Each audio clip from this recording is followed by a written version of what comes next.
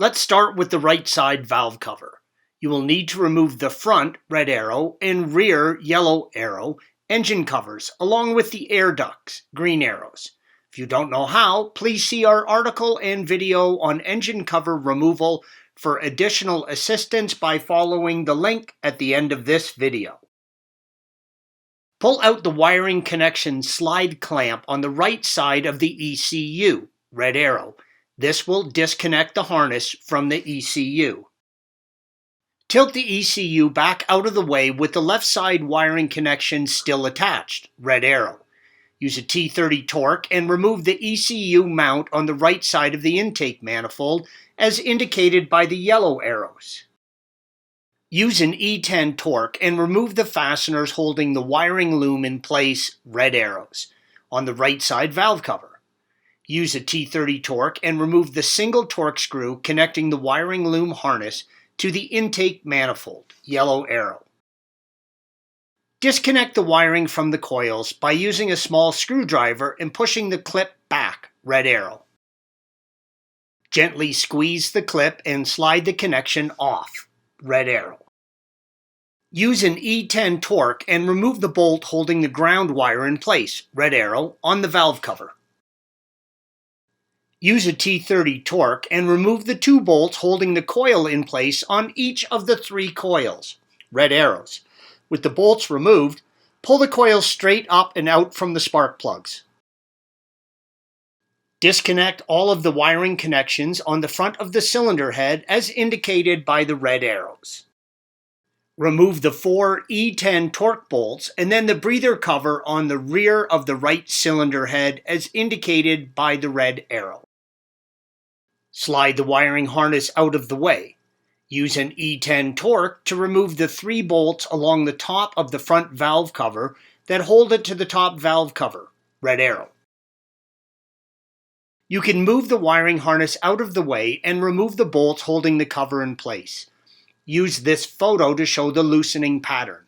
If you need to, you can use a T25 and remove the rubber engine lid mounts. There are 3 places on the cover that you can insert the coil bolts and safely tighten them to loosen and separate the cover from the head. They're indicated by red arrows. There are 2 places that you can place a small pry bar between the front cover and the valve cover and safely separate them, indicated by the yellow arrows. Never pry anything between the metal surfaces or the mounting surfaces. By installing one of the coil bolts into the valve cover and then tightening it, the bolt will press safely against the head and separate the valve cover from the head, red arrow. You can now safely remove the cover. Completely clean any remaining sealant off the cover. Never use anything metal or any form of sandpaper, as this can affect the ability of the cover to completely seal with the head. The cover is also used to support the camshafts and the cam journal built into the cover. Make sure these are very clean before installation. Mercedes-Benz recommends using Loctite 7200 to seal the surfaces. Apply a bead of sealant using the pattern shown here. The bead must be 1 mm thick plus or minus 0.2 mm. And the cover must be installed within 10 minutes of applying the sealant. Lightly oil the cams with some engine oil where they meet the journals in the cover. This is the tightening pattern for torquing the valve covers down. The covers are torqued in 2 stages. The first torque value is 12 Newton meters. The second stage is to tighten the bolts an additional 90 degrees. Now the left side valve cover. The left side valve covers are the same procedures as the right, with the following differences. Disconnect the 2 electrical connections on the fuel rail, red arrow, and slide the electrical connection off the rail, yellow arrow.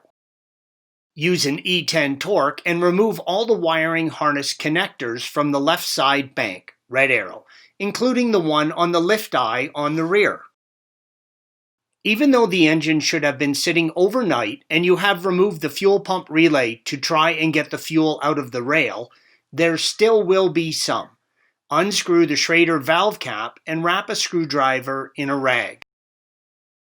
Then press the tip of the rag-wrapped screwdriver in the end of the schrader valve, red arrow. This will release the remaining pressure in the system.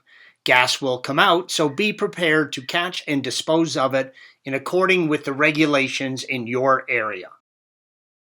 Use a 17mm wrench and separate the fuel line from the distribution rail, red arrow. Use an E10 torque and remove the air-oil separator, red arrow.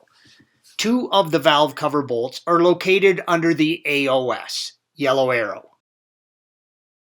After following the procedures for removing the electrical work similar to the right side in this photo illustrates the loosening and tightening sequence for the left side.